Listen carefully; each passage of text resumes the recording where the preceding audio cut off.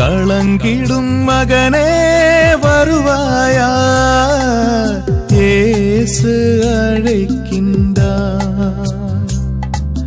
கண்ணீர் துடைப்பார், மார்போடு சேர்ப்பார், மாறாது அன்பு நம் இயேசு. கண்ணீர் துடைப்பார், மார்போடு சேர்ப்பார், மாறாது அன்பு நம் இயேசு. களங்கிடும் மகனே வருவாயா, இயேசு அழைக்கின்றார்.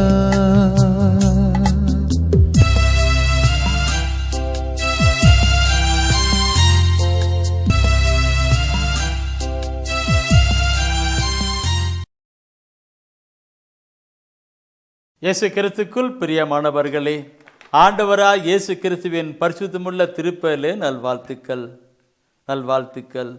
இந்த விடுதலை நிகழ்ச்சி வழியாக உங்களை சந்திப்பதிலே எனக்கு மிகுந்த மகிழ்ச்சி. ஆண்டவர் தந்திருக்கிற ஒரு கிருபை திக்குவாயின் வழியாக பேசிக்கொண்டிருக்கிறார். படிப்பறி குறைவாக படித்தவனுடைய பேசிக்கொண்டிருக்கிறார். நன்றி செலுத்தணும். இந்த தொலைக்காட்சி ஊழியத்துக்கு எவ்வளோ பண தேவை உண்டு. அத்தனை பண தேவையும் உங்களை போன்ற நல்ல உள்ளங்கள் வழியாக கொடுக்க செய்து நடப்பித்து வருகிறார். அவருடைய திட்டம் செயல்பட்டு கொண்டிருக்கிறது. எல்லா மக்களும் மீட்படைய வேண்டும் என்பதற்காகத்தான். எல்லா மக்களும் மீட்பப்பட வேண்டும், உண்மையை இறை வார்த்தையை அறிந்து உணரப்பட வேண்டும் என்று அவர் விரும்புவதனால்தான் அவர் இந்த திட்டத்தை செயல்படுத்தி கொண்டிருக்கிறார். அன்பானவர்களே, இந்த ஊழியத்துக்காக நீங்கள் ஜெபியுங்கள். இன்னும் மக்களுக்கு நற்செய்தி அறிவிக்கின்ற காரியங்களில் நாங்கள் கடந்து போக்கணும். எங்களுக்காக ஜெபியுங்கள். இன்னும் தூய ஆவின் ஆற்றலோடு வல்லமையோடு கூட நற்செய்தி அறிவிக்கிறதுக்கான கிருவிக்காக நீங்கள் பரிந்து பேசி ஜெபியுங்கள். அன்பானவர்களே, அன்னை மரியாள் தேவத்தாய் கத்தோலிக்க திருச்சபையிலே ஊழியம் பண்ணுகிற எங்களுக்காக அதிகமாக ஜெபித்து கொண்டிருக்கிறார்கள். அந்த அன்னையினுடைய ஜெபம் தான் எங்களை அதிகமாக தாங்கி கொண்டிருக்கிறது. நாங்கள் உங்களோடு ஜெபிங்களை சொல்லுகிற பொழுது தேன் உணர்த்தினார் அன்னை மரியாளை குறித்து. அன்னை மரியாள் கத்தோலிக்க திருச்சபையிலே ஒரு மறுமலர்ச்சியும் எழுப்புதலும் உண்டாகப்பட வேண்டும், ஆண்டு திருவிழம் நிறைவேறப்பட வேண்டும் என்று அந்த தாய் பரிந்து பேசி கொண்டிருக்கிறார். அவருடைய அன்பு மகனாயிருக்கிற எனக்காக பரிந்து பேசி கொண்டிருக்கிறார். அவருடைய அன்பு மகனாயிருக்கிற என் சகோதரருக்காக ஜெபித்து கொண்டிருக்கிறார். அவருடைய ஆணுடைய பணி செய்கின்ற அந்த மகனுக்காக ஜெபித்து கொண்டிருக்கிறார். நீங்களும் ஜெபியுங்கள். நமக்காக தாய் பரிந்து பேசுகிறதுனால் இந்த ஊழியம் கடந்து வருகிறது. அந்த அன்னை நம்முடைய தாய். அந்த அன்னை ஆணுடைய தாய், நம்முடைய தாய், கடவுளால் கொடுக்கப்பட்ட தாய். எனவே தான் அப்படி நடந்து கொண்டிருக்கிறது. எனவே இந்த நாட்களிலே அந்த தாய் பரிந்து பேசுகிறதுனாலே செயல்பட்டு கொண்டிருக்கிறது. செபியுங்கள். ஆண்டவர் உங்களுக்கு உணர்த்துகின்ற காரியத்தின்படி செயல்படுங்கள். நற்செய்தி பணியில் நீங்களும் இணைந்து செயல்படலாம். இந்த மாத புத்தகத்திலே எழுதியிருக்கிறார். ஒரு நிமிடம் கண்களை மூடி நம்மை ஆண்டுடைய கரங்களை ஒப்புக்கொடுக்கலாம். இதய கதவை தாளிடுங்கள். மறைவாய் உள்ள ஆண்டவரை நோக்கி பாருங்கள். அவரிடம் சொல்லுங்க, அவரிடம் பேசுங்க. அதுவே ஜெபம். எங்களை நேசிக்கிற அன்பின் ஆண்டவரே, எங்களுக்காய் மரித்து உயிர்த்து வாழ்ந்து கொண்டிருக்கிறவரே, எங்களோடு கூட நீர் பேசும். உம்முடைய வார்த்தை எங்களுக்கு வாழ்வாய் கடந்து வரட்டும். மரியாதை போல உம்முடைய பாதபடியில் அமர்ந்து கொண்டிருக்கிறோம். நல்ல பங்கை தேர்ந்து கொண்ட பிள்ளைகளாக நான் கடந்து வந்து கொண்டிருக்கிறோம். ஆண்டவரே பேசும். உம்முடைய பிள்ளைகள் கேட்கிறோம். ஆமேன். பிரியமானவர்களே, இந்த நாளிலே தூய ஆவியானவர் உணர்த்துகின்ற ஒரு செய்திதான் கனி கொடுங்கள்.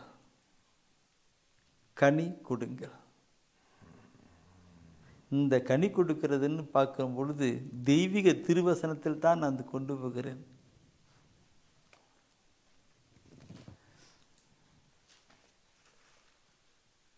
பைபிளில் பார்க்குற பொழுது கனி கொடுக்க 3 விதமான மரங்களை பார்க்கிறோம். கனி கொடுக்காத மரம், கெட்ட கனி கொடுக்கின்ற மரம், நல்ல கனி கொடுக்கின்ற மரம். கனி கொடுக்காத மரம், கெட்ட கனி கொடுக்கிற மரம், நல்ல கனி கொடுக்கின்ற மரம். இந்த 3 விதமான மரங்கள். இந்த 3 விதமான மரங்களை பற்றி இந்த தெய்வீக திருவிழியம் என்ன சொல்கிறது? மரம் என்பதை நம்மைத்தான் குறிக்கிறது, நம் ஒவ்வொருவரையும் குறிக்கிறது. மரம் அவர் சொல்லுகிற பொழுது வசந்தம் வந்து மரத்தை சொல்கிறார். கனியை கொண்டு மரத்தை அறிந்து கொள்ளுன்னு சொல்வார். கனியை கொண்டு மரத்தை அறிந்து சொல்வார். இந்த மரம் எப்படிப்பட்ட ஒரு கனி கொடுக்கிறது? நல்ல கனி கொடுக்கிறதா, கெட்ட கனி கொடுக்கிறதா, கனி கொடுக்காமல் இருக்கிறதா என்று நாம் பார்க்கணும். அப்படி பார்க்கிற பொழுது மரம் மரம் இந்த மரம் கனி கொடுக்கிற மரமா,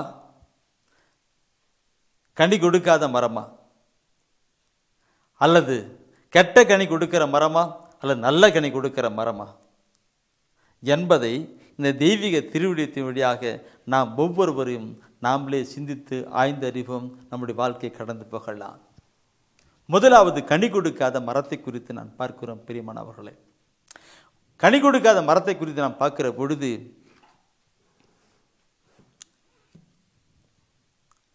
மார்க் நட்சத்திலே அழகா சொல்லியிருக்கிறார். மார்க் நட்சத்திலே 12 முதல் 14 வசனத்திலே பார்க்கிற பொழுது அத்தி மரத்தை சபித்தலை குறித்து தலைப்பு போடுற அத்தி மரத்தை சபிப்பதை பற்றி கொடுத்திருக்கிறார். அத்தி மரம் சபிப்பது. இயேசு ஆண்டவர் வழி பயணம் செய்து கொண்டிருக்கிறார். வழியிலே அவருக்கு நிறைய பசி உண்டாகிறது. சாப்பாட்டுக்கு எது நன்றிக்கும். அப்பொழுது ஒரு அத்தி மரத்தை பார்க்கிறார். அத்தி மரத்தை பார்க்கிற பொழுது அங்கே அவருக்கு அந்த நிலை இல்லை. பசி. மரத்தை பார்க்கிறார். அந்த வசனத்தை தயவுசெய்து எடுத்துக்கிட்டு இருக்கீங்கல்ல, மார்க்கு 11ஆம் அதிகாரத்தில் 12 முதல் 14 வசனத்தில் 12 முதல் 14 வசனத்தில் அந்த 12வது வசனத்தை படித்து பாருங்க.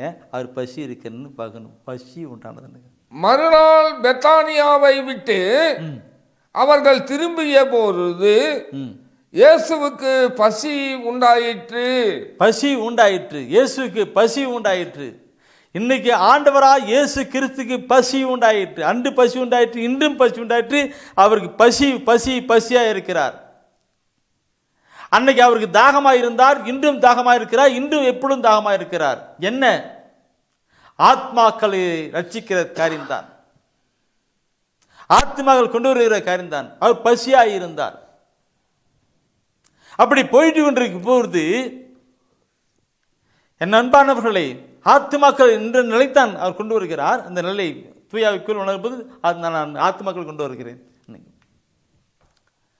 ஒரு மரத்தை பார்க்கிறார். அங்க பாருங்க, 11ஆம் வசனம் சொல்லுகிறது, இலையடர்ந்த ஓர் அத்தி மரத்தை அவர் தொலையிலிருந்து கண்டு அதில் ஏதாவது கிடைக்குமா என்று அதன் அருகில் சென்ற பொழுது இலைகளை தவிர வேறு எதையும் அவர் காணவில்லை. ஏனெனில் அது அத்திப்பழ காலம் அல்ல. அத்திப்பழ காலம் இல்லை என்று தெரிந்து கூட பார்க்கிறாரு. அவனு அங்கே மரத்தில் பார்த்தனாக்க இலை இருக்குது. அத்தி மரத்துக்கு ஒரு சுபாவம் உண்டு. எப்போ இலை விழுந்தது, இலை துளுக்கிறதோ அப்போ பூ உண்டாயிட்டு, அடுத்தது இலரோட காய் உண்டாயிட்டு, பழம் உண்டாயிடும். அத்தி மரத்துக்கு ஆண்டவர் பார்க்கிறார். அத்தி மரத்தில் இலை இருக்கிறது. இலை இருந்தால் கண்டிப்பாக பழம் இருக்குன்னு சொல்லித்தான், கனி இருக்குன்னு சொல்லித்தான் அங்கே போயிட்டு பசியாக இருக்கிறாரு. போய் பார்க்குறாரு. அங்கே இலை தான் இருக்க, வெளியே கனி இல்லை, பழம் இல்லை. எப்படி இருக்கும்? இலை இருக்குது, இலை இருக்குது, அந்த கனி பழம் இல்லை. பார்க்குறாரு. அது காலம் இல்லை, பழம் காலம் இல்லை. ஆனால் இப்படி இலை இருக்குதே, அதில் பழம் இருக்குன்னு சொல்லிட்டு போகிறார். அன்பானவர்களே, இதனுடைய மறை உண்மை என்ன? நான் சொன்னேன், மரம் என்பது நம்மை குறிக்கிறது. கனி கொடுக்காத மரம். அப்போ ஆண்டவர் பார்க்கிறார், என்னை பார்க்கிறார்.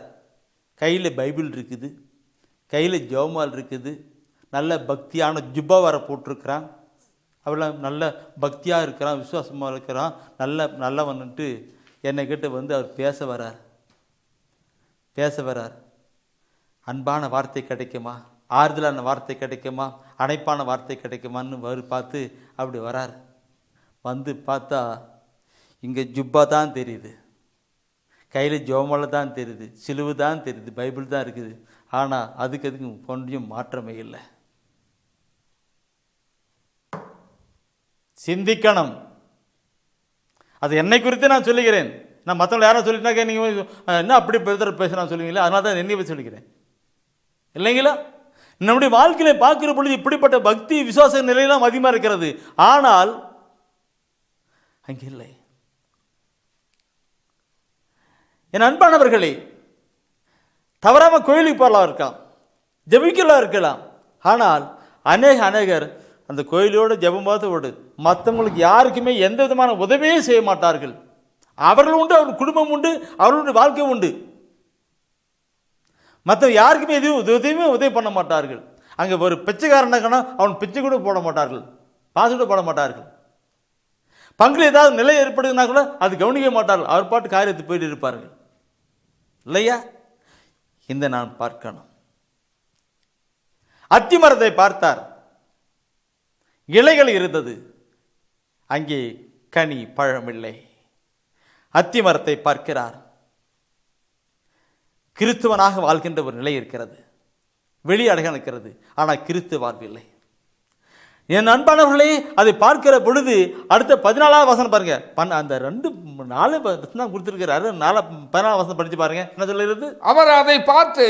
அவரை பார்த்து இனி உன் கனியை யாரும் உண்ணவே கூடாது என்றார். இனி உன் கனியை யாரும் உண்ணவே கூடாதுன்னு சொன்னார். இனி உன் கனியை யாரும் சொன்னார். இப்படிலாம் வந்துருக்கல, ஒரு சபிச்சிட்டார். அதாவது சபிச்சிட்டார். அதான் அதிகாரத்தில் பார்க்குறோம். அந்த தலைப்பினுடைய இதில் அதிகாரத்தில் பாரும், அத்தி மரத்தை சபித்தலும் பாரும். சபிச்சிட்டார். நீ உன் பழத்தை யாரும் சாப்பிடார். அவருடைய சீடர்கள் இதை கேட்டுக்கொண்டிருந்தார்கள். அது சீடர்கள் கேட்டுக்கொண்டிருந்தார்கள். சரி, இந்த வசனத்தை நீ கொடுத்துட்டு அந்த 11ஆம் அதிகாரத்தில் 12லேருந்து 14 வசனங்களா எல்லாம் சொல்லிட்டு போயிடுறாங்க. போயிட்டு அடுத்த நாள் அந்த புரோகிராம் போயிட்டு திரும்பி வராங்க. இயேசுவும் தன் சீடரும் திரும்பி வருகிறார்கள். திரும்பி வரும் பொழுது அங்கே அந்த சீடர்கள் எல்லாம் அந்த அத்தி மரத்தை பார்க்குறாங்க. அது 20-21 வசனம் சொல்லப்பட்டிருக்கிறது. காலையில் அவர்கள் அவ்வழியே சென்றபோது அந்த அத்தி மரம் வேரோடு பட்டு போயிருந்ததை கண்டார்கள். அத்திமரம் பட்டு கண்டார்கள். அப்போது பேதுரு நடந்ததை நினைவு கூர்ந்து அவரை நோக்கி ரபி, அதோ நீ சபித்த அத்திமரம் பட்டு போயிற்று என்றார். பட்டு போயிட்டு சொன்னார். என் அன்பான சகோதரமே, நம்முடைய வாழ்வை கொஞ்சம் சிந்தித்து பார்க்கணும். வெளிப்படையான கிறிஸ்துவ வாழ்வு அல்ல, உண்மையாக கிறிஸ்துவ வெளிப்படுகின்ற வாழ்வா இருக்கணும். கனி கொடுக்கின்ற ஒரு மரமாக நாம் வாழப்பட வேண்டும். இல்லை என்றால் பெயருக்கு ஒரு கிறிஸ்துவனாக வாழ்ந்துகிட்டு நம்முடைய வாழ்க்கையில் கிறிஸ்துவ வெளிப்படுத்தாத ஒரு நிலை இருக்குமானால் ஆண்டவர் நம்மை கடிந்து கொள்வார். கனி கொடுக்காத அத்திமரத்தை சபித்து போல நாம் சபிக்கப்பட்டலாம் மாறிவிடுவோம் பிரியமானவர்களே. ஆனாலும் ஆண்டவர் அன்பும் இரக்கம் உள்ள கடவுள். அடுத்து என்ன ஒரு இதை சொல்றேன், இங்க பார்க்கிறோம் அல்லவா, வழியில போகிற பொழுதுதான் மரத்தை பார்த்தார்கள். வழியில போகிற இடத்துல ஒரு மரத்தை அத்திமரத்தை பார்த்தார்கள். அந்த அத்திமரத்தை பார்த்து தான் அப்படிலாம் சபிச்சுட்டு போனார். பழம் கொடுக்காத மரம். வேற ஒரு மரம் இருக்கிறது. எங்க? ஒரு தோட்டத்துக்குள்ளாக ஒரு மரம் இருக்கிறது. அதுவும் ஆண்டவர் பார்க்கிறாரு. 5 வருஷமா வந்து பார்க்கிறாரு. அந்த மரத்தை பார்க்கிறாரு, அந்த தோட்டத்தில் வந்து பார்க்கிறாரு. அந்த மரத்தில் பழமே பார்க்கறது. அந்த பழம் கொடுக்கிற கனி கொடுக்கிற காலத்துல வந்து பார்க்கிறாரு, பழமே இருக்கிறது இல்லை பார்க்கிறார். அவர் அண்ணா அப்ப அந்த டைம்ல அவர் சொல்றாரு, என்ன சொல்றாரு தெரியுங்களா? அன்னைக்கும் லூக்கா நற்செய்தியில 13ஆம் அதிகாரத்தில் தான் அந்த வசன வார்த்தை சொல்லப்பட்டிருக்கு. அது 8வது வசனத்தை நீ படித்து பாருங்க. அவர் சொல்வாரு, தொழிலாளர் மறுமொழியாக, ஐயா இந்த ஆண்டும் இதை விட்டு வையும். இந்த ஆண்டு இதை விட்டு வையுங்க. நான் இதை சுற்றிலும் கொத்தி எரு போடுவேன். குத்தி எரு போடுவேன். கனி கொடுத்தா பார்க்கலாம், இல்லைன்னா நீ சொன்ன மாதிரி வெற்றி போடலாம்னு சொல்லி கொடுப்பார். அந்த வசனம் தொடர்ந்து படித்தா தெரியும். 5 ஆண்டு வந்து பார்க்கிறார், கனி இல்லை. ஆனால் அப்போ சொல்றாரு, சொல்லிருக்கு, என்ன 5 ஆண்டு வருஷம் இந்த நிலத்துக்கெல்லாம் பூமிக்கெல்லாம் கேடு மாதிரி இருக்கின்ற மரம் வெட்டி போடுங்க பண்ண சொல்றாரு. அப்போ அந்த வேலை செய்கிற பணியாளர் வந்து சொல்ற, ஐயா விட்டுடுங்க, இந்த வாட்டியும் கொத்தி எரிவு போட்டு நான் பார்க்கிறேன், தண்ணி விட்டு இருக்கிறேன். அன்பானவர்களே, அந்த தோட்டத்தில் இருக்கிற கனி கொடுக்காத ஒரு மரமாய் நான் இருக்கலாம், நீங்க இருக்கலாம், நம் சமூகம் இருக்கலாம். ஆனால் நம்முடைய ஆண்டவர் சொல்லுகிறார், நான் கொத்தி விட்டு, ஐயா வெற்றிவிட வேண்டாம், இருக்கட்டும், கொத்தி விட்டு நான் எரிவு போட்டு பார்க்கிறேன், கனி கொடுத்தால் பார்க்கலாம், இல்லை என்றால் வெற்றி விடலாம் சொல்லுகிறார். அந்த கொத்தி விட்டு எரிபடுவது தான் இந்த நாட்கள், விசேஷமான தவ நாட்களில் இந்த காரியத்தை நான் சொல்லுவேன்.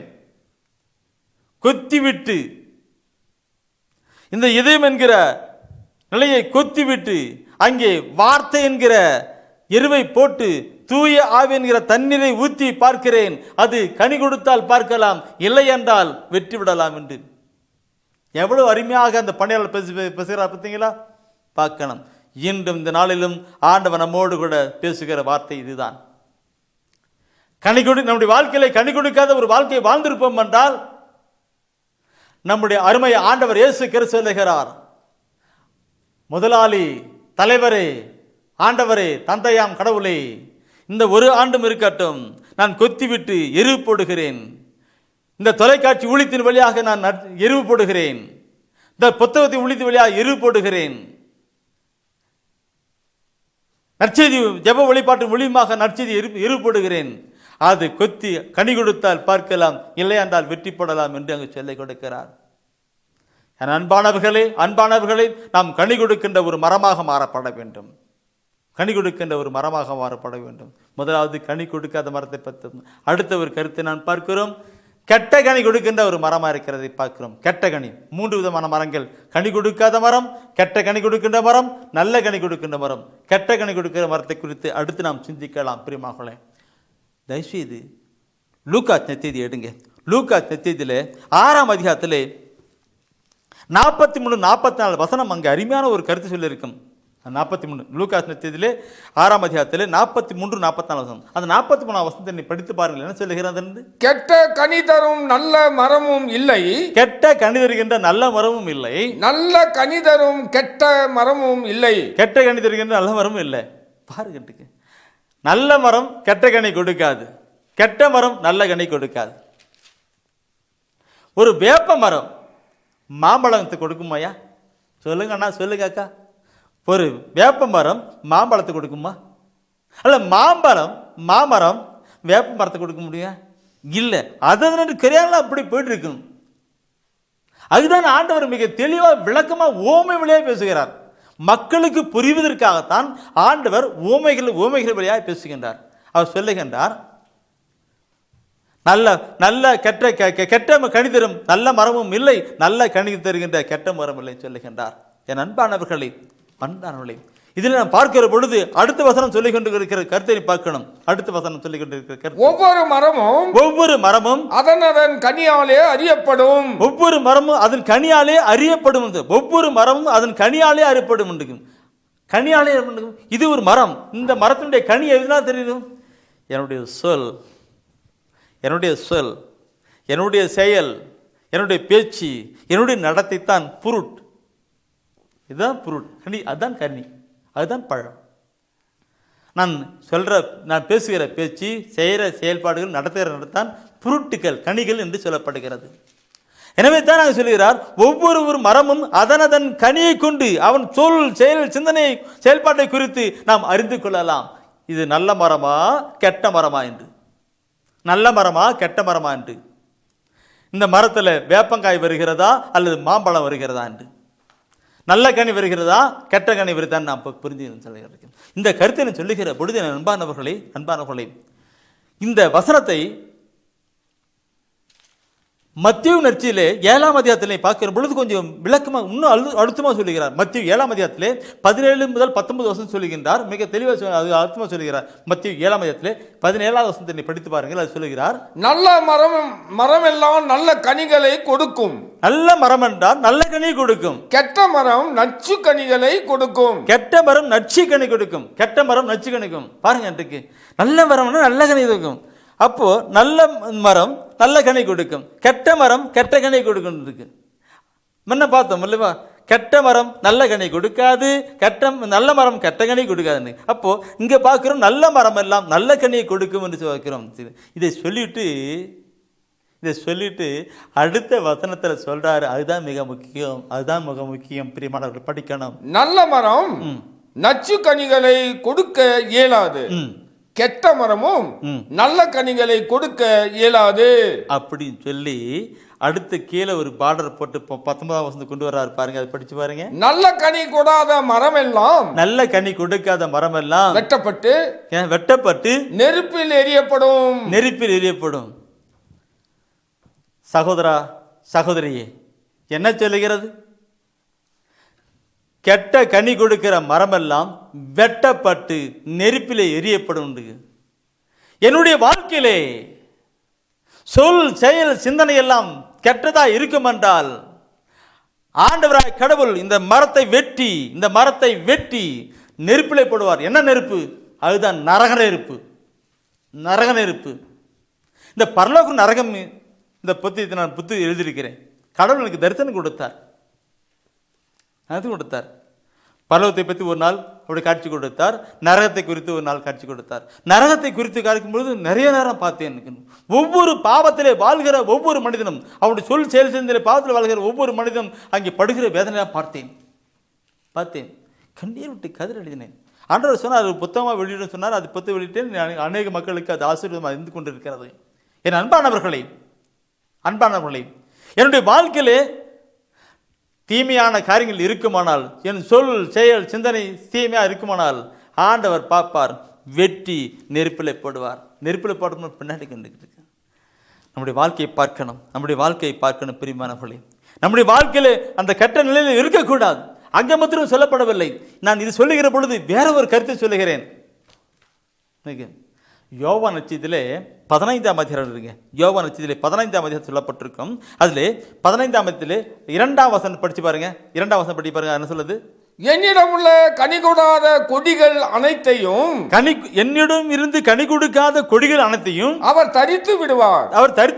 கனி தரும் அனைத்து கொடிகளையும் மிகுந்த கனி தருமாறு கழித்து விடுவார். பாருங்க, கனி கொடுக்காத கிளைகள் எல்லாம் நானே, ஆண்டவர் சொல்றார். அது யோவான்ல 15ஆம் அதிகாரத்துல நானே திராட்சை செடின்னு சொல்லுவார். நானே திராட்சை, என்னோடு கூட இணைந்திருக்கிறவர்கள் கனி கொடுக்கவில்லை என்றால் அந்த கிளையை கத்தரித்து அவர் எரித்து விடுவார். கனி கொடுக்கிற கிளையை அதெல்லாம் கழிச்சு விடுவார். நல்ல இன்னும் கனி கொடுக்கிற மாதிரி கொடுத்துருவார். நல்ல கனி கொடுக்கும். இந்த கருத்தை அவர் சொல்லி பாருங்க. கனி கொடுக்காதெல்லாம் கத்தரிச்சு தள்ளி விடுவார், கனி கொடுக்கிறதவன் நல்லா கழிச்சு விடுவான்னு சொல்லப்பட்டிருக்கு. நான் இன்று ஒரு ஜெப வழிபாட்டில் இருக்கிறேன், ஆண்டவருடைய ஊழியத்தை செய்து கொண்டிருக்கிறேன், ஆண்டவருக்காக பணி செய்து கொண்டிருக்கிறேன் என்றால் என்னுடைய வாழ்க்கையிலே நல்ல கனிகள் வெளிப்பட வேண்டும். கனி கொடுக்கின்ற மகளாக இருக்கப்பட வேண்டும். ஏதோ கடமைக்காக இருக்கக்கூடாது. ஜெப வழிபாட்டில் இருக்கிறோம், ஜெபம் பள்ளி போயிட்டு கோயிலுக்கு போயிட்டு இருக்கிறோம், பயில் படிக்கிறோம், ஜெபம் பண்ணுறோம். நல்லது, நம்முடைய வாழ்க்கையிலே கனிகள் வெளிப்படப்பட வேண்டும். இந்த கனிகள் வெளிப்படவில்லை என்றால் வெட்டுவார், தட்டி விடுவார், இணைப்பை தட்டி விடுவார். அந்த வசனத்தினுடைய 6வது வசனத்தை படித்து பாருங்கள். 6வது வசனம் என்ன சொல்லுகிறது? அதில் சொல்லிருக்கும், அந்த வெட்டப்பட்டதெல்லாம் ஒன்றாக சேர்த்தி 6வது வசனம் குறிச்சுக்கிட்டுங்க, படிங்க, அப்புறம் படிங்க. அது வெட்டப்பட்டு என்ன பண்ணதுன்னா நெருப்பில போடுவாராம். வெட்டப்பட்டதெல்லாம் சேர்த்தி நெருப்பிலே போடுவாங்க சொல்லப்பட்டிருக்கிறது. என் அன்பான சகோதரமே, நான் என்னோடு கூட நான் ஜெப வழிபாட்டில் இருக்கிறேன், கோயில் தவறாமல் போய்க்கிறேன், பாட்டு கிளாஸில் இருக்கிறேன், ஜெபமாலை சொல்கிறேன், அந்த மாதிரி இருக்கேன். நல்லதுதான். நம்முடைய வாழ்க்கையில கனிகள் இருக்கப்பட வேண்டும். கனிகள் இல்லை என்றால் கனி கொடுக்காத மரத்தை எல்லாம் வெட்டி போடுவார் என்று சொல்லப்பட்டிருக்கிறது. சரி, இந்த கருத்தை நான் சொல்லுகிற பொழுது கெட்ட கனி கொடுக்கின்ற நிலையை நான் கொண்டு வர வேண்டும். கெட்ட கனி இருக்கும், நச்சுக்கனி கொடுக்கும். இந்த நச்சுக்கனி கொடுக்கிறது குறித்து நான் முதல்ல ஒரே ஒரு கருத்து பார்க்கலான்னு நினைக்கிறேன். நேரமாகிவிட்டது. நான் குறித்து கலாத்தியர் 5ஆம் அதிகாரத்திலே 19, 20, 21 வசனத்தை எடுத்து தயவு செய்து கலாத்தியர் 5ஆம் அதிகாரம் 19, 20, 21 வசனத்தை எடுத்து படித்து பாருங்கள். அது என்ன கனி, கெட்ட கனி என்று பற்றி அங்கே விளக்கம் சொல்லப்பட்டிருக்கிறது. படிப்போம். ஊனியல்பின் செயல்கள் யாவருக்கும் தெளிவாய் தெரியும். ஊனியல்பின் செயல் யாவருக்கும் தெளிவாய் தெரியும். அவை பரத்தமை, கெட்ட நடத்தை, காமவெறி, சிலை வழிபாடு, பில்லி சூனியம், பகைமை, சண்டை சச்சரவு, பொறாமை, சீற்றம், கட்சி மனப்பான்மை, பிரிவினை, பிளவு, அழுக்காறு, குடிவெறி, களியாட்டம் முதலவையாகும். இதெல்லாம் கெட்ட கனி. இப்படி இறையாட்சி உரிமையில் என்று ஏற்கனவே சொன்னதை இப்பொழுது சொல்லி எச்சரிக்கிறேன் என்று புனித பவுல் சொல்லுவார். அந்த மாத்திரம் இல்லை, கெட்ட கனி இருக்கு. வேற நிறைய பைபிள் சொல்லப்பட்டிருக்கிறது. 1 கொரிந்தியர் 6ஆம் அதிகாரத்தில் 19, 20 வருஷம் குறித்து வச்சுக்கிடுங்க. அப்புறமா டைம் படிங்க. அதில் சொல்லப்படும். அது கொடுக்கப்படுறதும் தகாத பாடல் ஓரின சேர்க்கை சுய என்பதெல்லாம் கண்ணி இருக்கும். என் அன்பானவர்களை, சண்டை சச்சரவு, பிரிவினை, பிளவெல்லாம் கெட்ட கனியா, கெட்ட கனி. எங்க பார்த்து எங்க வருது சண்டை சச்சரவு? கோயிலுக்கு போறாங்களா, ஜெபம் பண்றாங்களா? இந்த மரத்து கனியோடு என்னோடு கிளையோடு இணைந்திருக்கிறது. நல்ல கனி கொடுக்கணும், இல்லையா? அவ்வளோத்தாங்க. இப்படி கெட்ட கனி கொடுக்கிற மரத்தையெல்லாம் வெட்டி ஆண்டவர் நெருப்பில் போடுவார். ஆண்டவர் சொல்லுவார், நானே திராட்சை செடி, என் திராட்சை செடி எந்த கனி கொடுக்காத மரம்லாம் வெட்டி கிளைகளை வெட்டி போடுவேன்னு சொல்லுவார். ஒருவேளை நம்முடைய வாழ்க்கையில் பார்க்கணும். அன்பான சகோதரமே, நான் சொல்லுகிற பொழுது உங்களுடைய உள்ளத்திலே ஒரு கருத்து இருக்கலாம். ஐயோ, நான் எப்படி மாறுவேன், நான் நரகத்துக்கு போயிடுவேன் அப்படின்னு இருக்கலாம். ஒருவேளை நான் நினைக்கலாக்க ஆண்டு ஒப்பு கொடுங்க. நல்ல கனி, கெட்ட கனி கொடுக்கிற மரம் நல்ல கனி கொடுக்காது, நல்ல கனி கொடுக்கிற மரம் கெட்ட கனி கொடுக்காது. நாம் இன்னும் சொன்னீங்கன்னு பயப்பட்டு அப்படி நம்ம அப்படி வாழ்க்கை அப்படி மாறுதில்லை. ஆனால் ஆண்டவர் நம்மை மாற்றுகிறவராய் இருக்கிறார். தண்ணீரை திராசரமாக மாற்றினவர், கசப்பான தண்ணீரை மதுரமான தண்ணீராக மாற்றினவர் நம்முடைய வாழ்க்கையை மாற்றிடுவார். நல்ல கனி கொடுக்கிற ஒரு மகளாக நம்மை மாற்றிடுவார். நம்முடைய வாழ்க்கை அப்படி இருக்கலாம். ஆனால் இன்று நம்மை அவர் மாற்ற வல்லவராக இருக்கிறார். கனி கொடுக்காத ஒரு மரமாக இருந்தால் இறைவசன வார்த்தையை கொத்தி விட்டு போட்டு கனி கொடுக்கிற மரமாகவும், கெட்ட கனி கொடுக்கிற மரமாக இருந்தால் நல்ல கனி கொடுக்கிற ஒரு மரமாய் மாறிவிடும். தயவுசெய்து இறைவசன வார்த்தை என்கிற வார்த்தையை படித்து பாருங்கள். பைபிளில் சொல்லப்பட்டிருக்கிறது. இதில் இறைமையா 10 பார்க்கும் பொழுது 17ஆம் அதிகாரத்தில் ஒரு வார்த்தை சொல்லப்பட்டிருக்கும். அது கருத்து அதிகமான ஒரு கருத்து. 17ஆம் அதிகாரத்திலே 9வது வசனம் பார்க்கிற பொழுது சொல்லுவார். 17:9 சொல்லுவார். அதில் சொல்லுகிற பொழுது அவர் சொல்லுவார், இதயமே அனைத்திலும் வஞ்சகம் மிக்கது, அதனை நலமாக்க முடியாது. அதனை யார்தான் புரிந்து கொள்வர்? இதை யார்தான் புரிந்து கொள்ள? இன்னைக்கு பார்க்கிறோம் பிரிவான இதயம் மிக மோசமானது இருக்கு. நம்முடைய வாழ்க்கையில் நம்ம மக்கள் சொல்லுவாங்க, வெறுக்கதான் மனசுல தோணுச்சு தோன்று போது அடிச்சம் பாருங்க பிக்குன்னு. மனசுல இந்த இதயத்தில் தோன்றுகிறது தான். நல்ல உள்ளத்திலிருந்து நல்லதெல்லாம் வெளிவரும், கெட்ட உள்ளத்திலிருந்து கெட்டதெல்லாம் வரும். அப்ப இதயம் சொல்லுகிற படித்தான் அங்க நடக்கிறார். எனவே இந்த இதயம் மாறப்படும். அது இதை யார் தான் அறிந்து கொள்வார் தான் புனித இறைவாக்கு மிக தெளிவு சொல்ல 17 சொல்லாரு. இந்த இதயமானது மிக மோசமானது, இதை யார் தான் புரிந்து கொள்வார் அறிந்து கொள்வார் சொல்லாரு. நலமாக்கவே முடியாது சொல்வார்.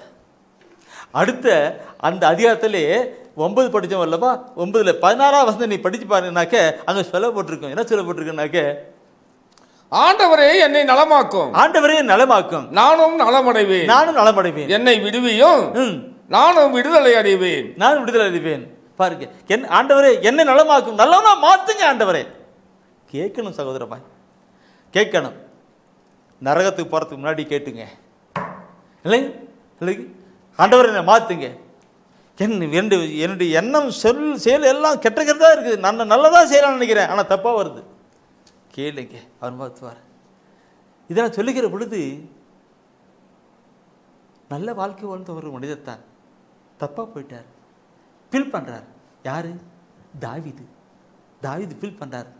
இந்த இதயத்தை நினைச்சு அவர் ஃபீல் பண்ணுறார். இப்படி பண்ணுறார் நினைக்கிறனாக்க திருப்பாடல் 51 10 சொல்லுவார் என்று, கடவுளே தூயதோர் உள்ளத்தை என்னுள்ளே படைத்தருளும், தூயதோர் உள்ளத்தை என்று படைத்தருளும், உறுதியதரும் ஆவியை புதுப்பிக்கும் ஆவியை என்னுள்ளே உருவாக்கியருளும் இருக்கு இல்லைங்களா? ஆண்டு கேட்கிறாரு, ஆண்டவரே அங்க திருப்படாத எருமை சொல்லுகிறார். என்ன சொல்றாரு? இது மாற்றவே முடியாதுன்னு சொல்லிட்டு அவர் சொல்றாரு, என்னை மாற்றுன்னு சொல்லுகிறாரு. இன்னைக்கு ஒரு பாட்டு இருக்கும், மாறவே ஆசைப்படுகிறேன், என்னை மாற்றிவிடும் அருமை நேசரே, நான் மாறவே ஆசைப்படுகிறேன், என்னை மாற்றிவிடும் அருமை நேசரே, என் சிந்தை மாறணும், என் செயல்கள் மாறணும், என் பேச்சு மாறணும், என் பெருமை மாறணும், நான் மாறவே ஆசைப்படுகிறேன், என்னை மாற்றிவிடும் அருமை நேசரே. மாற்றணும் எங்க அப்படி மாற்றிருக்கோம்? இந்த இதயம் மாறணும் ஐயா. இந்த இதயம் கசப்பான வைராயமான இதயம் மாறணும். அதுக்கு தான் திருப்பட சொல்லி, ஆண்டவரே இந்த இதயத்தை மாற்றுங்க, ஒரு புதிய இதயத்தை கொடுங்க அப்பா, தப்பா போச்சு இந்த இதயம் கேட்கிறார். அப்படி கேட்கிற பொழுது நாம் உண்மையாக நாம் கேட்கினாங்க, என் அன்பானவர்களே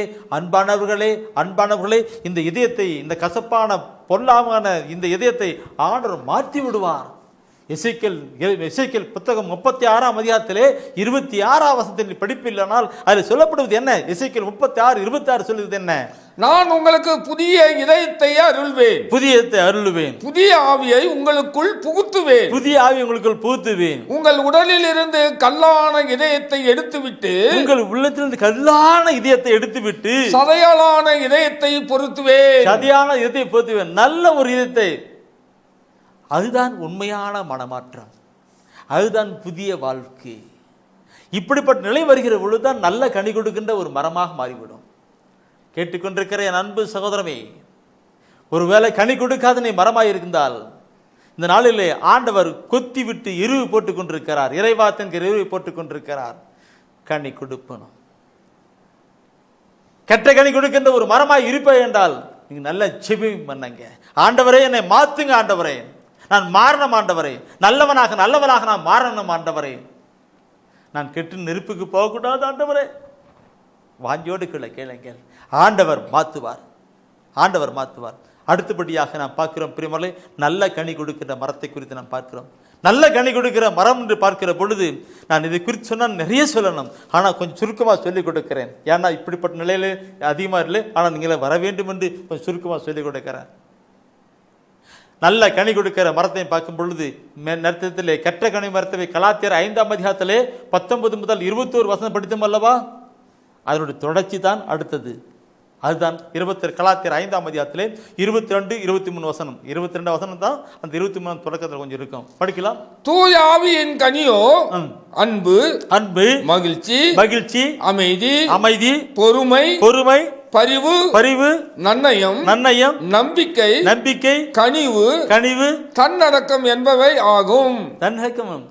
ஆவியின் கனிகளோ, ஆவியானவர் விளைவித்து வருகின்ற கனிகளோ, தூய ஆவியன் உணர்த்துகின்ற, அப்போ தூய ஆவியன் உந்துகிறதானபடி, உணர்த்துகிறதாபடி என் சொல், என் செயல் ஒரு பொருட்டாக கனியாக மாறுகிறது. அந்த நல்ல கனியாக இருக்குன்னு சொல்லப்பட்டிருக்கிறது, நல்ல கனிகளாக இருக்கணும். எனவே தான் ஆண்டவர் சொல்லுகிறார், நான் திராட்சை செடி, நீ என்னோடு கூட இணைந்திருந்தால் தான் நல்ல கனி கொடுக்க முடியும். இணைந்து இருக்கணுமா? இணைந்து இல்லைனாக்க கனி கொடுக்க முடியாது. தூய ஆவிற்குன்னு இணைந்துக்கணும். அந்த இணைந்து இருக்கிறத ஒரு பார்க்கிற பொழுது பிரியமா நல்ல கனி கொடுக்கிற நாம் கொடுக்கணுனாக்க நாம் ஆண்டவரோடு கூட இணைந்து இருக்கணும். யோவான்ல 15ஆம் அதிகாரத்தில் சொல்லுவார், நானே திராட்சை செடின்னு சொல்லுவார். அதில் சொல்லும்போது என்னோடு இணைந்திருந்தா தான். அஞ்சாவது வசனம் படிச்சு பாருங்க, என்ன சொல்லுகிறது? நானே திராட்சை செடி, நானே திராட்சை செடி, நீங்கள் அதன் கொடிகள். நீங்கள் அதன் கொடிகள். ஒருவர் என்னுடனும் நான் அவனுடனும் நான் அவருடனும் இணைந்திருந்தால் அவர் மிகுந்த கனி தருவார். மிகுந்த கனி தருவார்கள். என்னை விட்டு பிரிந்து உங்களால் எதுவும் செய்ய இயலாது. என்னை விட்டு பிரிந்து உங்களால் ஒன்றும் செய்ய இயலாது, கனி கொடுக்க முடியாதுன்றது தான். அப்படி கொடுத்தா கூட கெட்ட கனியா கனி கொடுக்காத முடியாமல் பயிர் சொல்லி கொடுக்கிறார். எனக்கு இந்த இறைவசன வார்த்தை படிக்கிற பொழுது கேட்கிற பொழுதெல்லாம் பற்றி எரிகிறது, உயிரம் எரிகிறது, ஆவேசம் வருகிறது. அதனால தான் உணர்ச்சி விட்டு நான் பேசுகிறேன். சில வேலை சில ஃபாதர்ஸ் எல்லாம் சிஸ்டர்ஸ் அல்ல வேறு லே பீப்புள் நினைக்கலாம் என்று சகோதரர் சொன்ன நினைக்கிறாங்க, இந்த பிரதர் தான் இவ்வளவு ஆவேசமாக பேசுகிறாரு, என்ன உணர்ச்சியை பேசுகிறாரு? என்ன செய்யறது? ஐயா கொடுத்த காரியம்தான் இது. திக்கு வாயன் பேசி கொண்டிருக்கிறேன். எப்படி அவர் செஞ்சுட்டு தான். இறைவசன வார்த்தைகள் அப்படித்தான் இருக்கிறது. பார்க்கணும் பிரிமலை. அவரோடு கூட இணைந்திருத்தான் சொல்லப்பட்டது. இணைந்திருத்தான் தான் நல்ல கனிகளை கொடுக்க முடியும். அந்த பின்னூட்டு வசனம் பண்ண, நீங்கள் மிகுந்த கனி கொடுத்து என் சீடராக இருக்கப்பட வேண்டும் என்று நான் விரும்புகிறேன் கூட அதே வசனம் சொல்லி கொடுத்துருப்பார். அதே சொல்லிப்பார். சரி விடுங்க. இப்போ நல்ல கனி கொடுக்குது, அவரோடு இணைந்திருக்கணும். அந்த கிளையோடு, அந்த திராட்சை செடியோடு கூட, கொடியோடு கூட, அந்த செடியோடு கூட கொடி, செடியோடு கூட கொடி இணைந்திருக்கணும். இணைந்து என்கிற வார்த்தை நாம் பார்க்கும் பொழுது எப்படிலாம் இணைந்திருக்கப்பட வேண்டும் என்பதை நான் ஒரு 3 கருத்தில் கொள்ளலாம்னு விரும்புகிறேன். கேளுங்க. முதலாவது பிரியமானவர்களை இணைந்திருக்கிறேன்னு பார்த்தோன்னாக்க, யோவான் நற்செய்தி இது. யோவான் திரும்ப எடுங்க, 1 யோவான் எடுங்க. 1 யோவான்லே 2ஆம் அதிகாரத்திலே, 1 யோவான்லே 2ஆம் அதிகாரத்தில் 5-6, அவரது வார்த்தையை கடைபிடிப்போரிடம், அவருடைய வார்த்தையை கடைபிடிப்போரிடம் கடவுளின் அன்பு, கடவுளுடைய அன்பு உண்மையாகவே நிறைவடைகிறது, உண்மையாகவே நிறைவடைகின்றது. நாம் அவரோடு இணைந்திருக்கிறோம் என, அவனோடு இணைந்திருப்போம் என அதனால் அறிந்து கொள்ளலாம். அதனால் அறிந்து கொள்ளலாம். அன்பு வெளிப்படுவதனால பைபிள் நல்லா படிக்கணும். வார்த்தையை கடைபிடிப்போரிடம், ஆணுடைய வார்த்தையை கடைப்பிடிப்பவரிடம் அன்பு, கடவுளுடைய அன்பு வெளிப்படுகிறது. அன்பு தான் கடவுள். கடவுள் அன்பு செய்கிற மனிதன் கடவுளோடு கூட இருக்கிறான். கடவுளோடு கூட இருக்கிறவன் கட்டளை கடைப்பிடிக்கிறான். கட்டளையோடு கடைப்பிடிக்கிறவன் அன்பு செய்கிறான். இல்லைங்களா? அவன் இருக்கும். வார்த்தையை கடைப்பிடிக்கப்படும். ஒவ்வொரு நாளும் பைபிளை படிக்கணும்.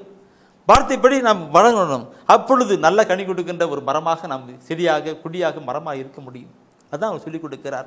அந்த 6வது வசனம் சொல்லப்பட்டிருக்கின்ற வார்த்தை என்ன இருக்கும்? அவரோடு இணைந்திருப்பதாக கூறுவோர், அவ்வாறாக ஆண்டவரோடு கூட இணைந்திருப்பதாக நான் தவறாம ஜெபம் பண்றேன், பைபிள் படிக்கிறேன், கோயிலுக்கு போறேன் அப்படிலாம் நினைக்கிறவர்கள், அவர் வாழ்ந்தவாறே வாழ கடமைப்பட்டவர்கள், வாழ கடமைப்பட்டிருக்கிறவர்கள். நான் திராட்சை, ஆண்டு சொன்னார், நான் திராட்சை செடி, நீ என்னோடு கூட இணைந்திருந்தா அந்த திராட்சை பழம் தான் கொடுக்கணும், இருக்கணும். நான் இணைந்திருக்கிறேன்னு சொல்லிட்டு நீ வேற கனி கொடுக்க முடியாது, கனி கொடுக்காம இருக்க முடியாது. சொல்லிக் கொடுக்கறதை பார்க்கணும் பிரியமானவர்களே.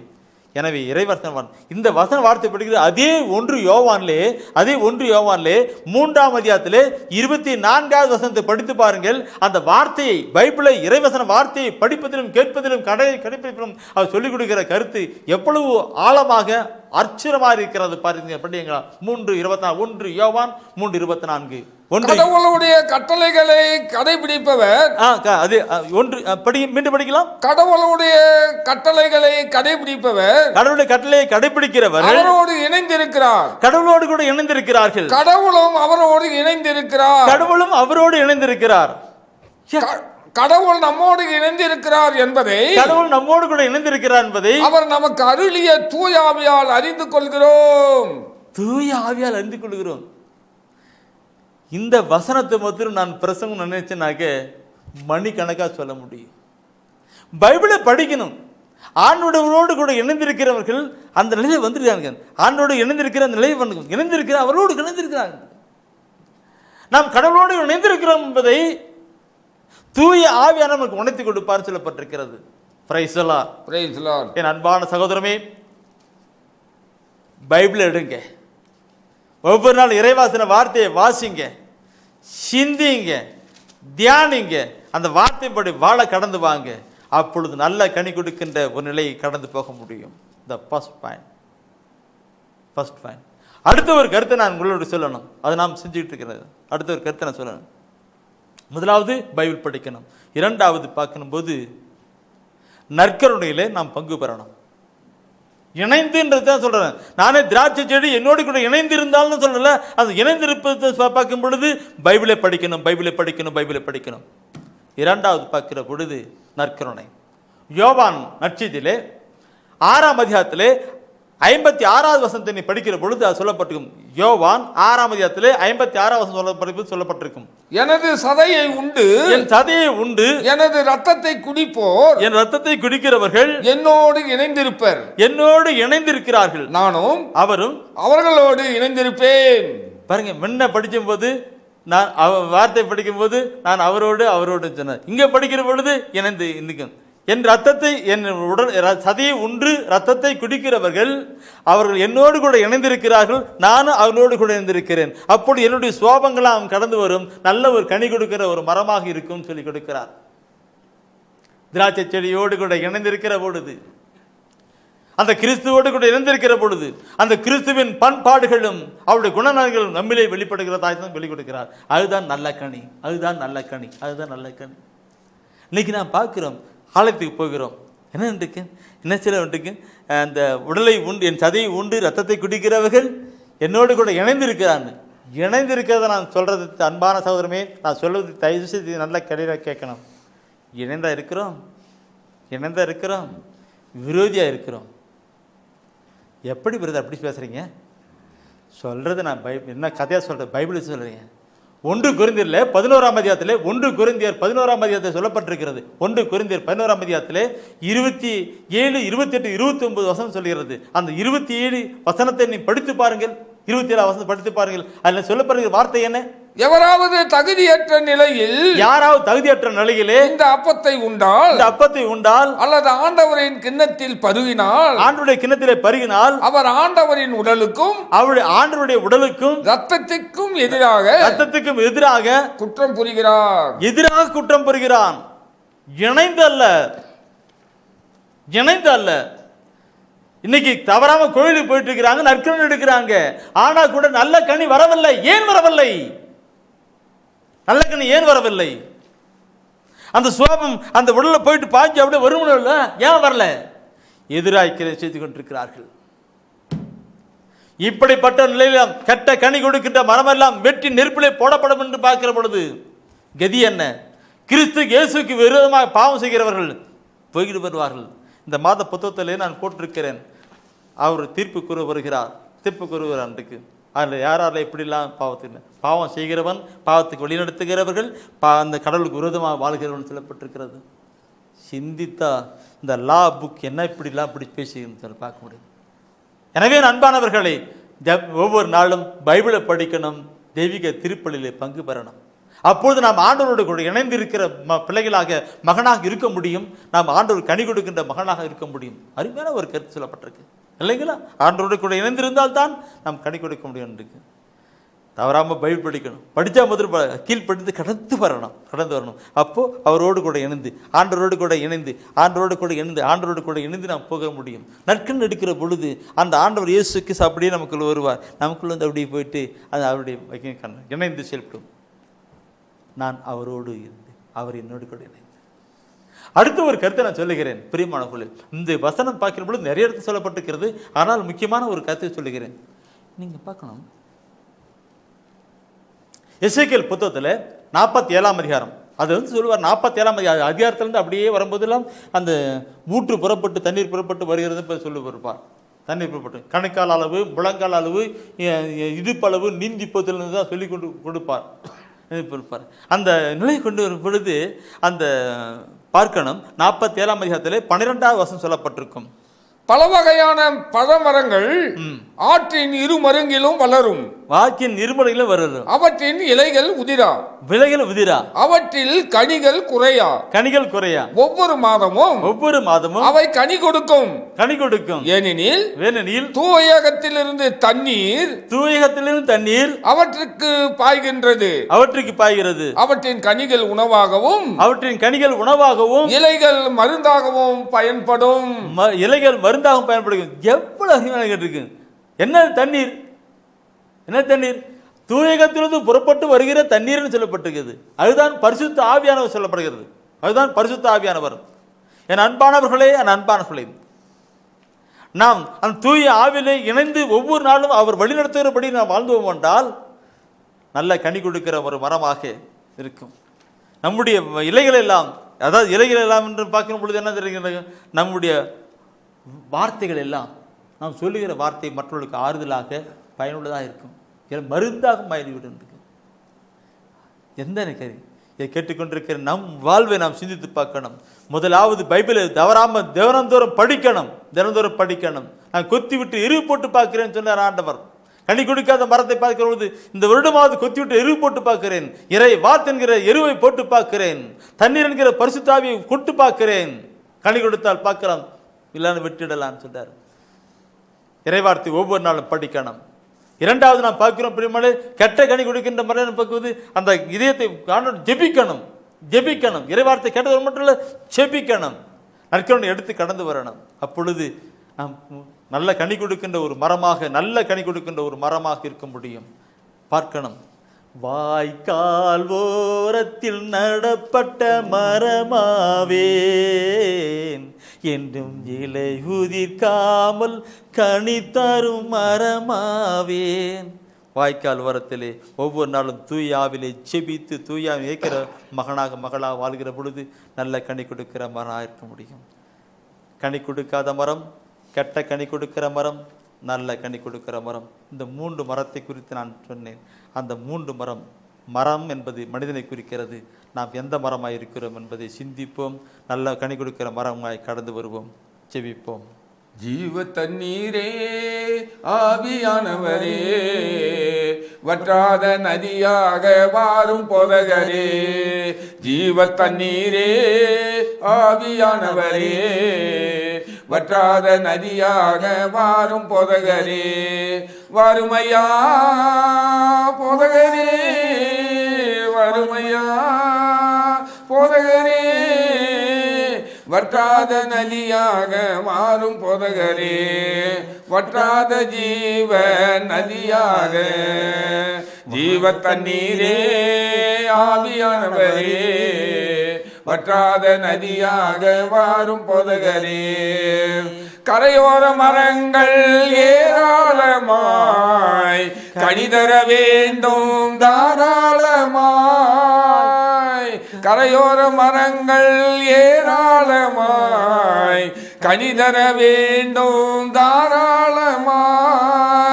சேயும் இடமெல்லாம் பரிசுத்தமே, பாயும் இடமெல்லாம் பரிசுத்தமே, செல்லும் இடமெல்லாம் செழிப்புதானே, செல்லும் இடமெல்லாம் செழிப்புதானே.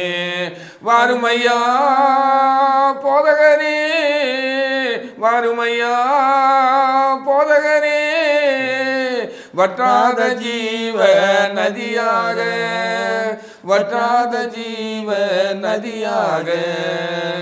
ஜீவ தண்ணீரே, ஆவியானவரே, வற்றாத நதியாக வாரும் போதகரே. ஆமா ஆண்டவரே, இந்த நாளுக்காக நன்றி செலுத்துகிறோம். நன்றி ஆண்டவரே. ஆண்டவரே, இந்த விடுதலை செய்தியின் வழியாக ஆண்டவரே நீர் எங்களோடு இணைந்திருப்பதற்காக நன்றி செலுத்துகிறோம். ஆண்டவரே, ஆண்டவரே, இந்த இறை செய்தியை கேட்டுக்கொண்டிருக்கிற ஒவ்வொருவோடு இணைந்து இருப்பதற்காக நன்றி செலுத்துகிறோம். இயேசுவே, உமக்கு நன்றி செலுத்துகிறோம். ஆண்டவரே, உமது வார்த்தையை கடைபிடிப்பவர்களாகும். ஆண்டவரே, உமது நற்கருணையை நல்ல தகுதியோடு உண்ணக்கூடியவர்களாகும். ஆண்டவரே, உமது தூய ஆவியின் வல்லமையை பெற்று பலன் தருகிற கனி கொடுக்கிற மக்களாக உருவாக்கும்படியாகவும் இந்த விடுதலை செய்தி எங்களுக்கு தந்திருக்கிறேன். ஆண்டவரே, இந்த செய்தியை கேட்டுக்கொண்டிருக்கிற ஒவ்வொருவரையும் ஆசீர்வதிப்பீராக. நல்ல கனி கொடுக்கிற மக்களாக நீர் உருமாற்றும் ஆண்டவரே. ஆண்டவரே, பிறரை அன்பு செய்கிற உள்ளத்தை தாரும் ஆண்டவரே. ஆண்டவரே, நீர் எங்களோடு இணைந்து இருப்பதால் நாங்கள் அதிகமாய் ஆண்டவரே நல்ல கனி கொடுக்கிற மக்களாக நீர் உருவாக்கி கொண்டிருப்பதற்காக நன்றி செலுத்துகிறேன். எங்கள் அருமை இயேசுவின் அற்புத நாமத்தில் ஜெபிக்கிறேன் நல்ல தந்தையே, ஆமென். வாழ்க ஆண்டவரும் உடனே, பெண்களிலே நீர் பேறு பெற்ற சேரும் மகனும் வாழியவே. பரிசுத்த மரியாயே எங்கள் பரமனின் தாயாரே, பாவிகள் எங்களுக்காய் பரமனை மன்றாடும். இப்போதும் நீர் மன்றாடும், எப்போதும் நீர் மன்றாடும். தீமைகள் நெருங்கையிலே பரமனை மன்றாடும். மரணம் வருகையிலே எம்மை தாங்கும் அம்மா.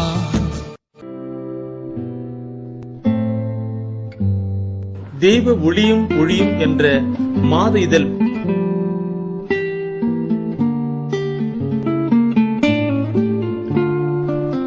எமது டிவைன் ஊழியத்தின் வழியாக வெளியிடப்படும் தெய்வ ஒளியும் ஒளியும் என்ற மாத இதழ் பெற வேண்டும் என்றால் சரியான முகவரியை அனுப்புங்கள். புத்தகங்கள் அனுப்பி வைக்கின்றோம். எங்கள் ஊழியங்களுக்காக ஜீவியுங்கள். ஆண்டவர் உணர்த்துகின்ற காணிக்கையால் தாங்க.